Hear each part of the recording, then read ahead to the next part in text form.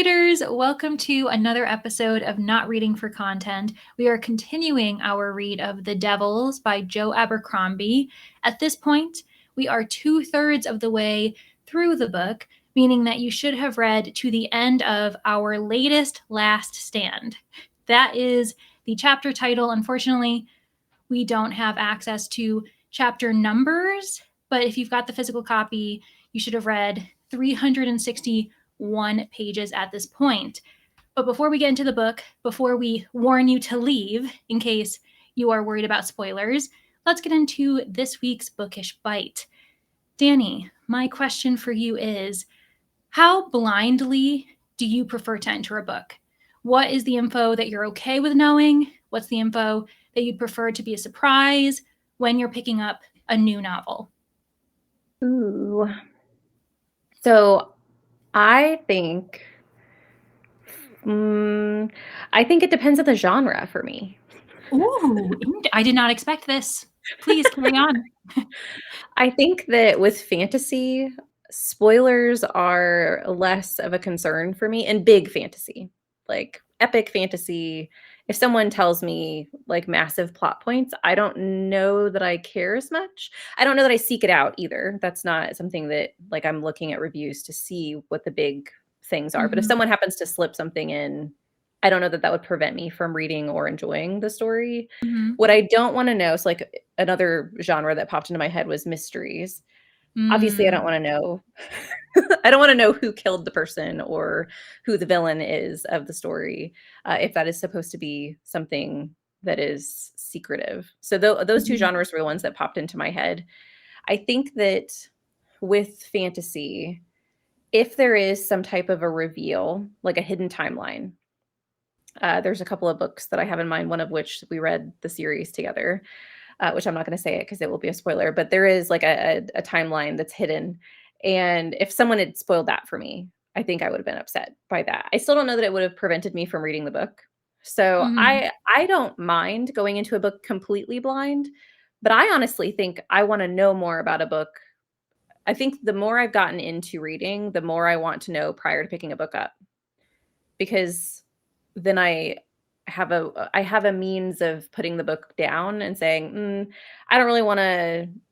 That's not going to be for me. Like if someone mentions something, an anti-buzzword for me, I can be like, nope, that one's not going to work for me, and just completely take it off my TBR and not waste my time. Things that I absolutely want spoiled for me are certain triggers. I do like to know if there's animal death in a book, because I either won't read the book or I have to like mentally prepare myself. I think that's the main big one for triggers, but like anything, I guess, terminal illness is another one I really don't like to read about. And so if I am going to read something about terminal illness, I need to know in what context, how is it handled? Like there has to be certain things that I know before I would even touch that book with a 10-foot pole, because that's just not something I enjoy in my stories. So yeah, I guess my answer is it depends. But I would say I lean more on the side of I would rather be spoiled for something than go in completely blind to a book. What about you? Yeah, I feel as though I don't have that preference for genre, but I do think that's really fascinating. Or at least if I do, it's not something I've thought about. So I will have to come away from this conversation reassessing my feelings on that. But I agree. This is kind of one of those trick questions where 9 times out of 10, it should probably depend on what we're saying, because it's such a vague question at its heart. When it comes to triggers, I agree. I would rather know them, because not all content warnings, in their many forms, will affect me in the same way. Obviously, there are some where I'm like, if that's in there, absolutely not. Like I know myself, I don't want to read it. But there are some that I can get through, and it helps just by knowing that they're there, because you can mentally prepare. Because some of these can be very emotionally jarring, and that can be very upsetting in the moment if you are surprised. Sometimes, unfortunately, that's the author's purpose of putting it in there, which I think is what can be really frustrating. It feels very emotionally manipulative.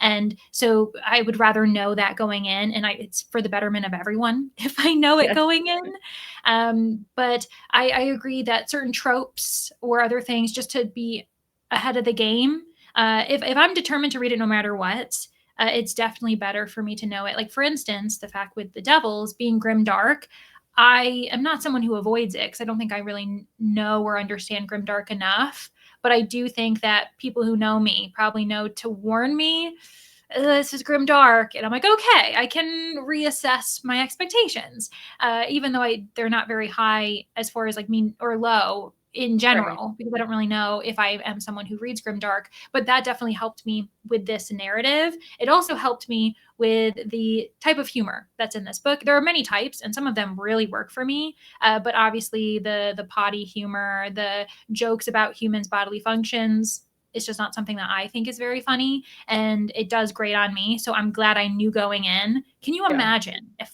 I didn't know that was going to be in here? Oh my gosh, that would have, oh God, that would have been quite the awakening.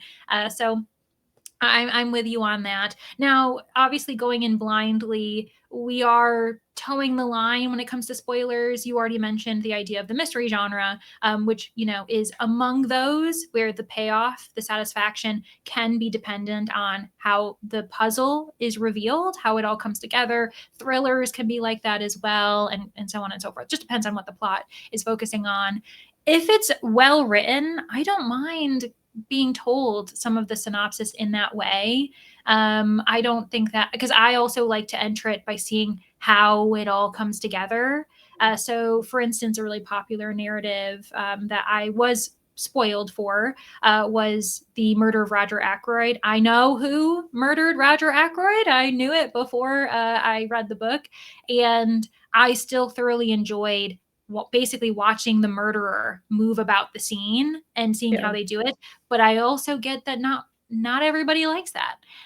So that I feel like with every, like, kind of like you actually, and not maybe, I definitely recognize that I might be a bit extreme in the fact that I'm not bothered by a lot of spoilers, but with every passing year, I think I've found that it affects me less. Yeah. Mainly because I think that if I have to go in blindly for a book, like completely blindly, don't tell me anything about the synopsis, or, be careful if you tell me anything that goes beyond the first 50 pages, then I'm like, the book and the author are too dependent on it. They're far too dependent on your enjoyment. The book should be enjoyed. And I think most books should be rereadable, like it for someone Yeah. who adores it, right? Like, that's not saying every book I pick up should be rereadable for me, but for the target audience, that should be a book that people are happy to return to eventually.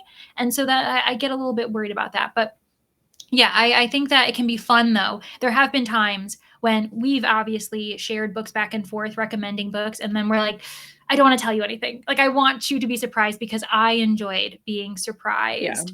I wish I could think of, there was a book I read recently that I distinctly recall not realizing something going in, and it was a really pleasant surprise. And yeah, like I will say, for instance, this isn't a great book to compare because you and I weren't the hugest fans of it, but The Raven Scholar, I recall I was very pleasantly surprised about the narrative style, like who's Mm. narrating the book. That was really Yeah. fun. I wouldn't want to spoil that for anyone because it was a delight to see that unfold. So I think Yeah. that's an example where that's a very fun thing to be blinded by when you're excited. For instance, going into a book and realizing there's a pet companion. Oh my gosh, get out of town! Like, I would love to be surprised by that. So I think it depends. Obviously, the only good surprises are good surprises. When you're excited Yeah. for something, we're happy to be blind when it's something we're going to enjoy.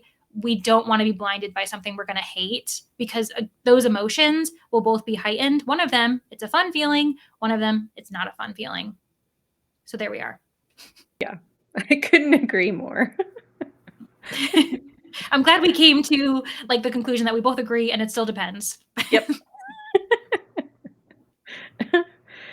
Well, we do need to move on to our discussion of the devils. And to do that, I need to summarize for you guys because I have been tasked with that this week. And I am going to be very vague, but this will still spoil this section of the book for listeners. So if you guys have not reached our latest last stand, if you've not reached the end of that chapter, now is your chance to click away, come back after you have read the chapters, and join us for this conversation. If you like spoilers, hence the bookish discussion, stick around. But if not, we understand, and we'll see you when you get back. So, for these chapters today, we start off where we ended last week's pages, and we are in the illusionist's house. And we know, Alex knows that Balthazar is somehow hurting the rest of the characters.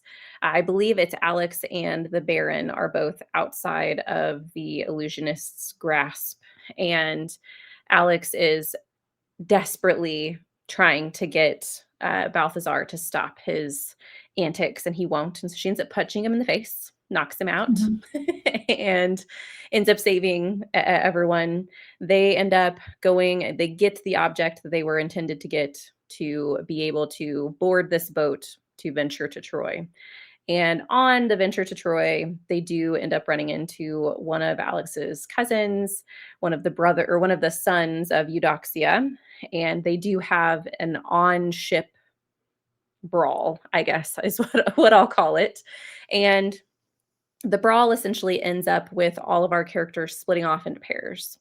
So they all, because the ship sinks and they are kind of everyone for themselves trying to escape this really treacherous waters and these fish people that are attacking them, they all kind of go their separate ways, end up on land, and have to work their way back together. So we have Alex and Sunny being paired off. We have Balthazar and Baptiste. We have Jakob and the Baron. And then we have Brother Diaz and Viga.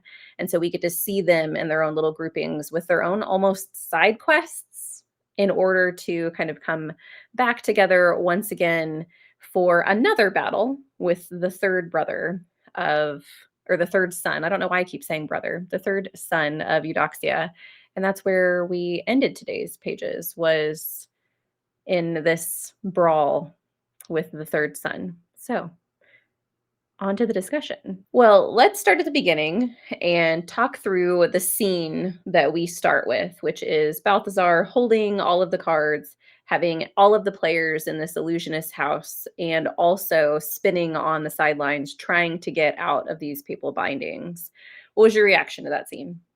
I mean, we're not surprised, right? Because at the end of the first third, we were in the middle of the scene. We knew Balthazar's plans. I suppose what's interesting about it is the people on the outside who were with him, Alex and the Baron. One of them is pretty good at reading people. And so the Baron knew exactly what Balthazar was doing. I guess I don't really understand why he just doesn't. He seems very laissez faire. I kind of like him as this aloof character, but he knew what Balthazar was trying, and maybe it's that he knew that Balthazar would fail, but the question is, would he fail in time for the others to be saved? Because Balthazar does fail.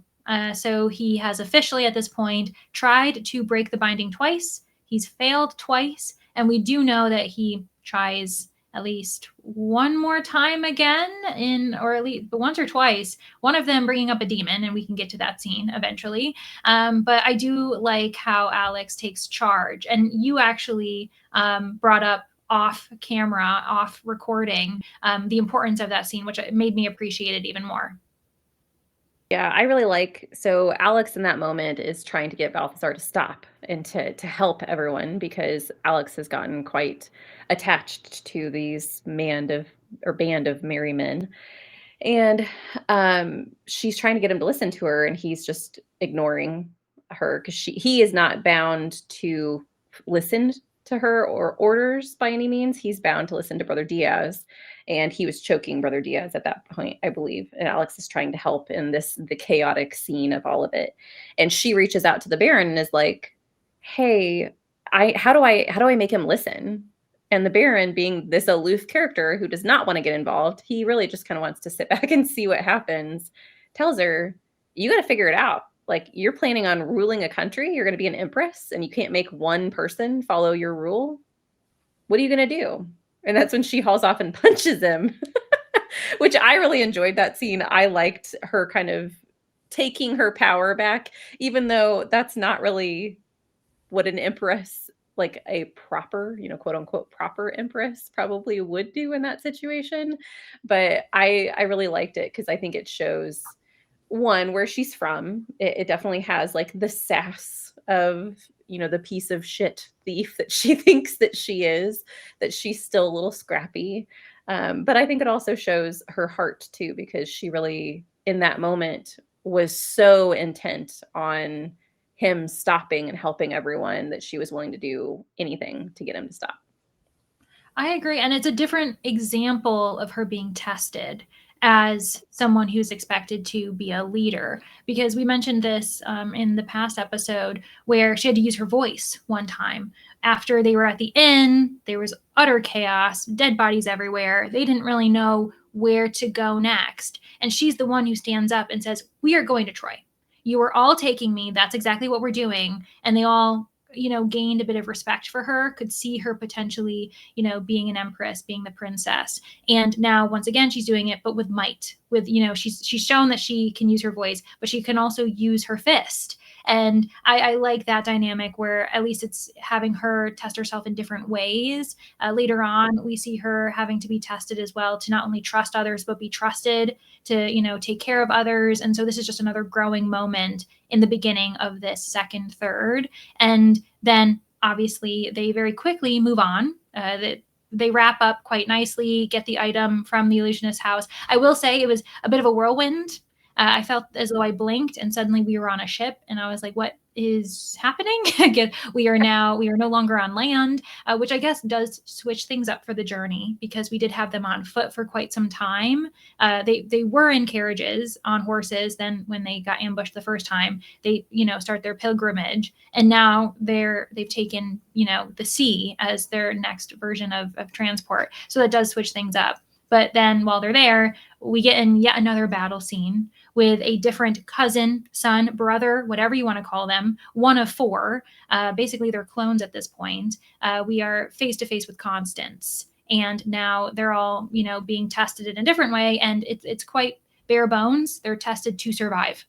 Pretty much, they're all just doing what they can. But they're also looking out for each other. I think we have to acknowledge that with every battle scene, you are seeing them not really fighting on their own. More and more, they're defending one of them while, being defended by someone else. Like there does seem to be more of a group dynamic in the battle scenes, including on the ship when they're pairing off. It's because one is protecting the other, so on and so forth. It's interesting that you mentioned that because that is one of the things I really liked about that ship scene. Was my favorite part about it was Alex and Sunny. So them breaking apart, going up into the masts and climbing the ropes. And I thought that was it was atmospheric because I could kind of see them with this, fear that Alex has of slipping and falling, and Sunny's kind of disposition on not really, she doesn't have like a lot of excitement, fear, or like she's not extreme in any way. She's just very matter of fact. This is the situation. This is what we're doing. At one point in time, it was towards the end of the battle and the ship sinking. They're up at like the very highest point, and like crab people are after them. And they have like one way to go, and that's it. And it's not a very safe way. And she tells Alex, "You need to move. This is where we're going. Do you want to go first or second?" And Alex is like, "Neither. I don't want to go anywhere." And Sunny's like, "So the crab people? We choose the crab people? Those Yeah, are like your okay. options." And I thought that was really funny. But yeah, what that whole scene was about Sunny, or that whole, I guess, episode of scenes, because we keep jumping back and forth in a whole bunch of different people's perspectives. But every time we went back to Sunny and Alex, Sunny is protecting Alex and constantly being the literally invisible target for people. She turns invisible, protects Alex, turns invisible again. There's just this back and forth the entire time. And then you also see that with Brother Diaz and Viga on the bottom of the ship as well, with them fighting, because we all know Brother Diaz is not a fighter and Viga loves it. So yeah, those two scenes on that ship were very meaningful, as far as we have our characters definitely banding together for the better good of the group. Right. And then, of course, we didn't know this at the time, but these groupings on the ship expand to when the ship is just unsalvageable, it's going down, you got to decide what you're doing. And they end up all kind of going off to shore in the best way that they can. And as you said in your summary, we have these 4 pairings, and they continue on their trials, both learning to engage with each other like amicably, especially because a few of the pairings kind of got off on the wrong foot. Vega and Brother Diaz, obviously, they're kind of warring in the idea that Vega, what she represents, is really hard for Brother Diaz as a monk and what his teachings have been doing and why he became a monk in the first place. It's reminding him of his past before, being a monk. And then we also had Balthazar and Baptiste. They've been at each other's throats the entire book in kind of a combative, humorous way.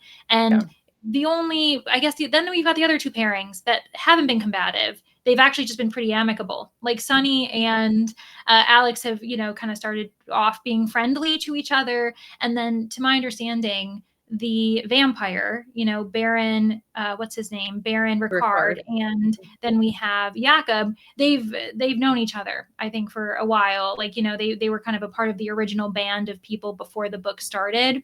And so it is kind of interesting that we've got 2 warring couplings and then 2 that are like, oh, just another day, we're friends. Like, wouldn't want any of the other companions. Like, this is probably my favorite person in the group. So that's quite funny. With that said, though, something that I think we can agree that neither you nor me were really big fans of it all. And I anticipated this. I kind of gaslit myself a little bit, thinking I was overthinking the scenes, whereas you were a bit more surprised by these interactions. But we did have 3 out of the 4 groupings continue/begin this idea of a romantic coupling. And those 3 groups include Baptiste and Balthazar. It's more Balthazar just continuing to be attracted to Baptiste. We haven't really seen her reciprocate fully, to my understanding. Brother Diaz and Vega, they end up actually getting together. And at this point, they've been together a couple times, and Brother Diaz still wars with himself over it. And then we have the start of a much softer, more sweet romance between Alex and Sunny. I think also Alex is a much younger character. She's kind of messing with me. I don't really know how old she is at this point. I feel like at some point I heard somebody say she was 17. Is that right? See, what messed me up on that was that during the section, we were in her head, and there was a reference to like past lovers not doing something for her or whatever. And I was like, past lovers? I'm like, you're a teenager. What? How? I really messed with me. I know that we're in like historical Europe. And so, I mean, a 17-year-old, but I don't know, that really messed with me, because I was like, I swear I thought she was like a teen, and I wouldn't have been surprised if they said she was 14, 15 years old. Right. To me, she feels like 13, 14. Yeah. So that, anyway, meanwhile, her and Sunny, and who knows how old Sunny is. I mean, she's an elf. I don't even know if her age translates in the same way, but they share a kiss. And so it's very like spur of the moment, and neither one of them really feels comfortable addressing it again, which I think suggests their youth as well in a certain way. But yeah, I saw it coming with all 3 of these couplings. What I won't see coming, which I think will be kind of hilarious, is if Jakob and the vampire are suddenly, because then I'm like, okay, you know what, at this point, fine. Everybody just get together, whatever. But yeah, I definitely saw those 3 coming, and I just kind of was like, fine. And what's interesting is that with these couplings, the ones that are like, and it's kind of crazy because we've also had a weird situation, which I'm jumping ahead, but I promise I have a point to it, is we've had a couple other couplings that have been a bit vicious or a bit combative, in the idea that the 2 wolves, because there's another wolf, and then we also have the husband and wife warring.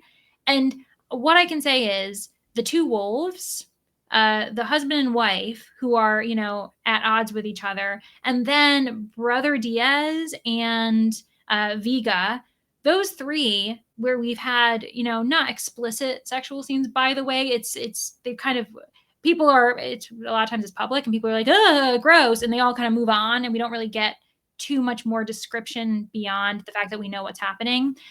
what I do think is it's odd that all three of those did start off as like moments of kind of like combatants or like fighting it, or there's fighting going on. I don't know if I like that happening in addition to just the romances in general. Yeah, I just don't like the romances in general. I just don't want it. No, I'm not a fan of any of it. Yeah. So The Blade itself, to kind of refer to another book that I've read by Abercrombie, I don't, and I've only read one series. I've only read the first trilogy, so I've only read 3 books. So I'm definitely not like an expert on Abercrombie, but I think that he's really good at making sex scenes slash romance scenes super awkward, which I kind of liked in The Blade itself. I don't even remember which book it happens in, but there's this really awkward sex scene, and I thought it was hilarious, but it was like once. It may be twice, I can't Mm-hmm. remember, but it was not like over and over and over again. It wasn't something that was mentioned multiple times. It just kind of happens, and I thought it was funny because of the fact that it was so rare. With this, I just feel like we're getting different tones of The same scene, like the relationships. same thing, but it's Yeah. just two different characters, but they like arguably like if we looked at the skeletal design of their relationships, it's the same thing. Yes.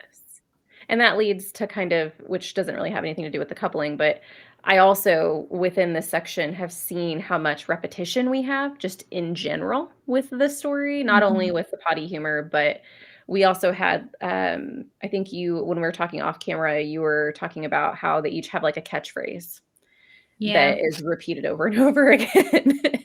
And I noticed with the scene that I was mentioning with Alex and Sunny up in the rafters of the ship or whatever, in the mast of the ship, that Sunny would tell her not to look down. And then the narrator would say, and then she looked down. And I'm like, I don't need to hear this 10 times. We get it. Like, Mhm. she's not good at following directions. Like, and so that was like my first little glimpse of why am I being beat in the face with this same like thing that's happening over and over again? And then do you want to talk about the one that you mentioned?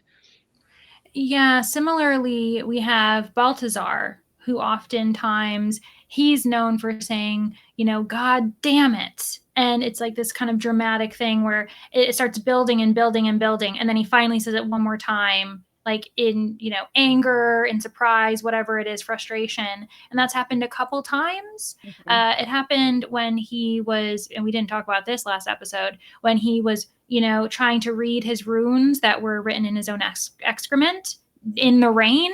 And he, you know, kept saying it then. And then he was saying it as well at one point when I think he was discussing things with Baptiste, and maybe when they were discovering, we can't keep going because we're in the middle of a war zone. You know, we could see the other side. There was something going on there. He says that. I think that there was a time, especially on the ship, when, and it was meant to be this light humorous moment, but Alex keeps saying, "Oh God, oh God, oh God," and then we also have the phrase that Brother Diaz says all the time. I can't remember. It's just his own Oh, exclamation. Saint, is it Saint Beatrice? Saint Beatrice, I think. Yeah. Yeah, so he does that. Viga keeps forgetting what they're talking about. And so then she has to say, wait, what were we talking about? And then they have to like help her pick it up, which can be humorous, but it does happen multiple times, which people can just be like, like it's almost, it's only funny if it happened. Like it can be cyclical humor. I do Yeah. love that, but if we cycle back too many times, that's when I feel like you're really like hitting me on the head, thinking I missed it the first couple times, and you can trust me to carry the joke as well and kind of keep it in my back pocket. But I actually do think that in this section alone, we did have quite a bit of repetition across perspectives. And the coupling is one of them. The fact that all four of these couples, and I mean, they're not all couples, but the four pairs break off, and three of them, if anything, make progress towards romantic entanglement in different forms. Like truly, Balthazar and Baptiste just kind of start to get along. And then we have the kiss with the youths, at least we think they're youths. And then we get, the night of like predatory sex or whatever, because they find this loophole in which Brother Diaz is like, I'm not allowed to be with a woman or an animal, but I can be with a mixture of the two. And it's like, okay, fine. And so I feel as though we saw the couplings almost happening one after the other. Like not long after Brother Diaz and Viga, they get together. It's like the next time we're with Alex and Sunny, that's when Alex kisses Sunny. Mhm. Like I felt as though we were suddenly seeing them all do that. And then yes, the husband and wife awkward sex scene.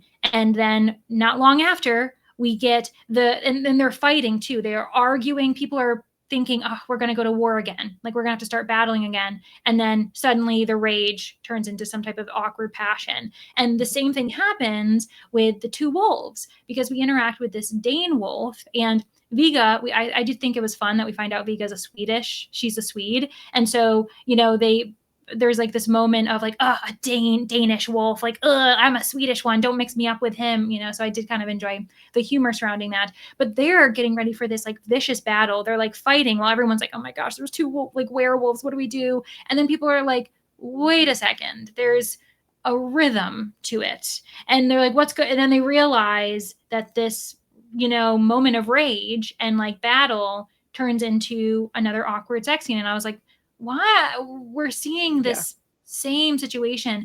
And on top of that, in this section, we see two of the four cousins. We interact with Constance, and we're currently about to like have the final battle with Sabas.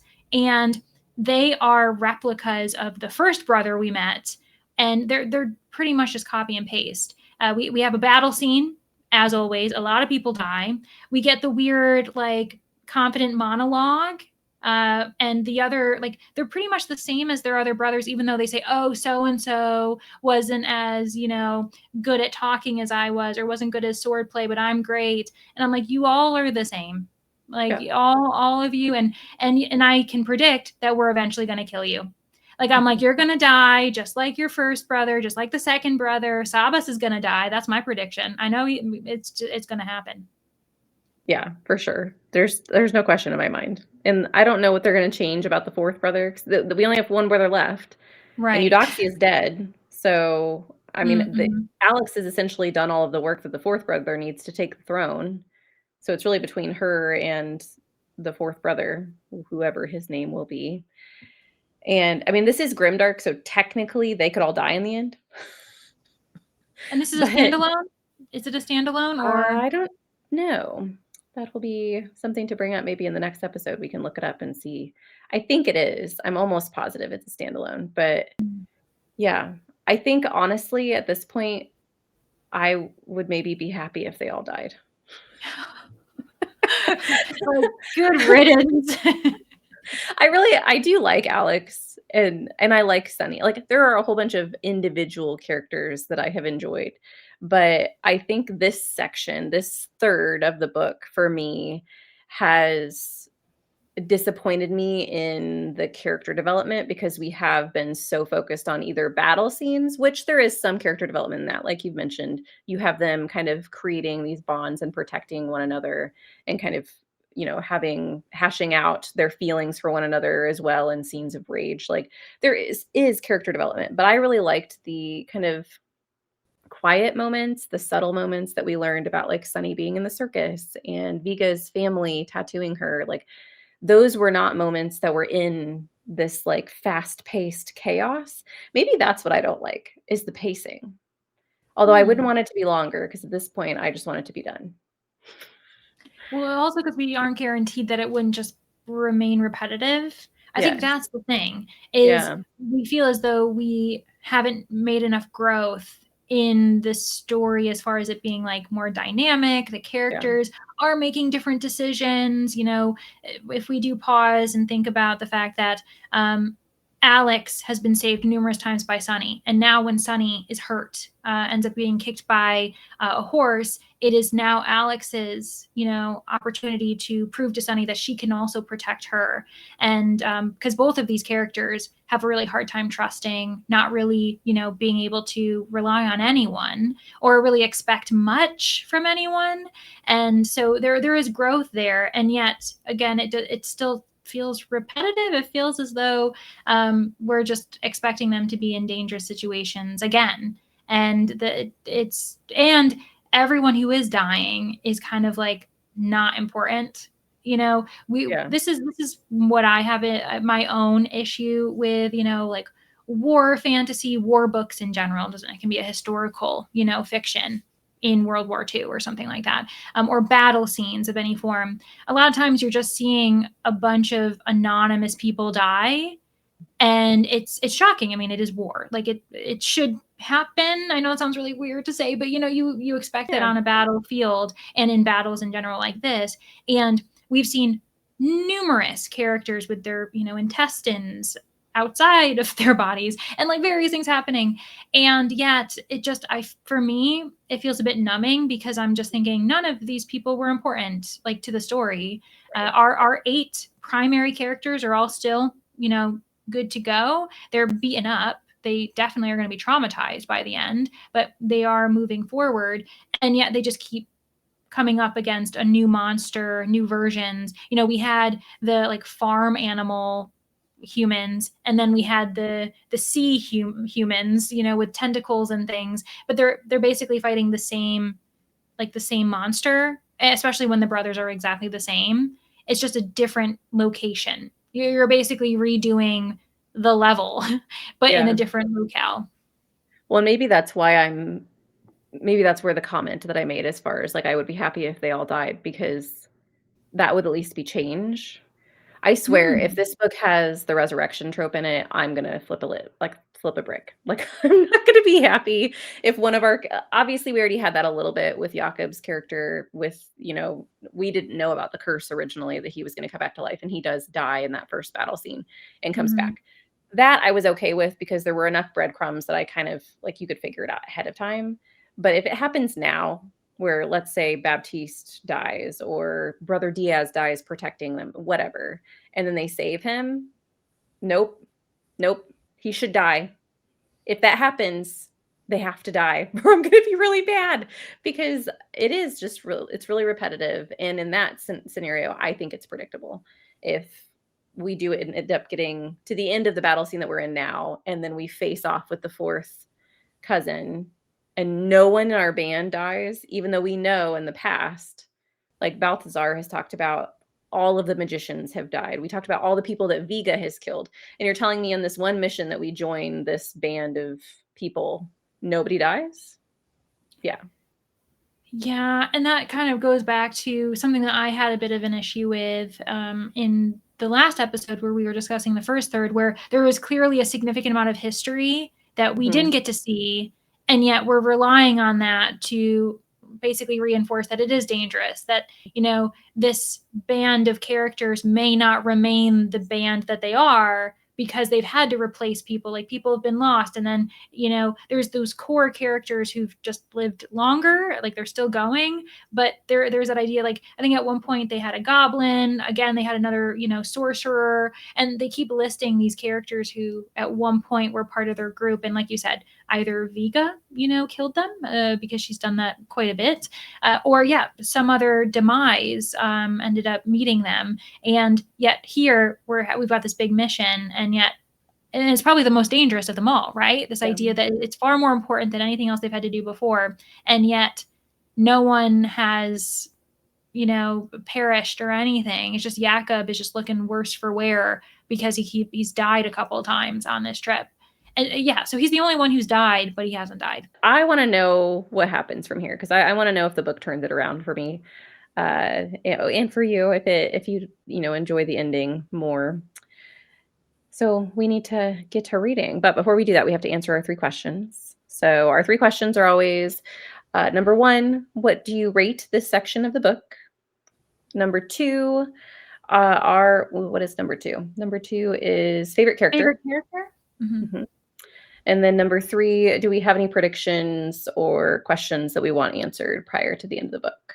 Do you want to go first? Sure. So, as far as my rating goes, I would say that I felt about the same as I did with the first third, honestly, and probably not to, you know, beat a dead horse, but because it's the same. So I'm still kind of sitting 3-star range. It probably a 3.75 still. If I think about it too hard, it could go down, but it feels like a 3.75. Mhm. My thoughts haven't changed on that. Now, as far as a favorite character, You know what? There was a moment where I was kind of like, yeah, maybe it's because I suddenly saw myself in him for a hot second. But it was Baron Ricard. Weirdly enough, there was a moment where they were all shocked when the two warring sides, the wife and husband in this battle, suddenly are kissing each other rather than shouting at each other, and everyone is like, "What?" And the Baron is just laying on the ground, chilling out, and he's like, come on, read like, what do you mean? Like, you didn't notice this or something? And I was like, same, because I knew that was going to happen. Is while they were fighting, I was like, they're obviously leading up to this idea that they just have a very turbulent relationship. And I was like, am I the vampire? Like, is that me? So I'm going to say that he was my favorite. Just for that one moment, I felt like I saw him and he saw me. It was very weird. And then as far as a prediction goes, or a question, yeah, I guess I just am wondering if things are going to change. Is this next meeting of the fourth brother, the fourth cousin, the fourth son, is it going to be exactly the same? Or is he going to prove that he's different? And is the outcome going to be different? Is he going to be kind of the final boss that actually is a little bit harder and forces the group to act differently? Or are they just going to get by, as they have by like the skin of their teeth? We'll see. What about you? My rating has definitely dropped, which is a bummer. I really want to love this, but I don't know. My brain was revolting the entire time I was reading this section, and some pieces stuck with me. There were definitely some meaningful parts and parts that I enjoy, but the coupling, I mean, it just made me roll my eyes every time it happened, and it happened a lot, as we've discussed. So I think so last time I said my rating was a 4.5. I think I'm gonna drop it to a 3.75. Like, I don't think it deserves a 4 at this point if it doesn't have something crucial in the end that can kind of pull it all back together and make me love the characters and make me root for them, because right now I just don't care. I think one of the things I said to you when I first messaged you about this part of the book was I'm bored. Like, I feel like I'm just twiddling my thumbs and reading the same thing over and over again, and there's nothing new. So that's kind of a bummer. My favorite character, I don't think has changed. So I guess I'll repeat myself again. I really enjoy Sunny. I like Sunny's character a lot. I enjoyed her self-sacrifice. The fact that she got hit in the chest with like horse hooves because she was trying to get Alex where she needed to go when they were escaping the village, and her getting stepped on by the weird crab thing and getting crab juice on her hands, and the entire time she was having to hold her breath because she didn't want him to see her. Like, there were so many scenes that she endured really terrible things for Alex, for someone she doesn't really even know and has been forced to engage with and forced to help. So I really like Sunny's character. And then thirdly, I think I want to know what the end goal is, I guess. Like, I mean, obviously our end goal is to get Alex to Troy, but if we get her there, are we going to see her rule? What happens with the Pope? Like, I feel like we have a lot of world building things that we haven't gotten to yet.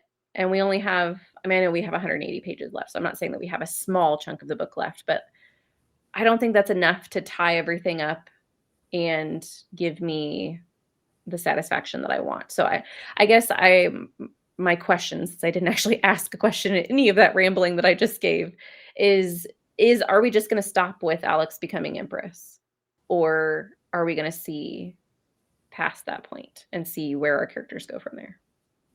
Yeah, what you said made me think of a few other things, but we're going to end the episode no matter what. We're going to save it until next time. If you are going to join us, then you know what you got to do. We are going to read the final third of The Devils. Hopefully things turn around. If not, we're going to have an interesting discussion. It might be heated, but you know what? We're going to cross our fingers, and we hope to see you all next week. So yeah, thanks for reading with us, and good luck to you. Good luck to us. Happy reading. Bye.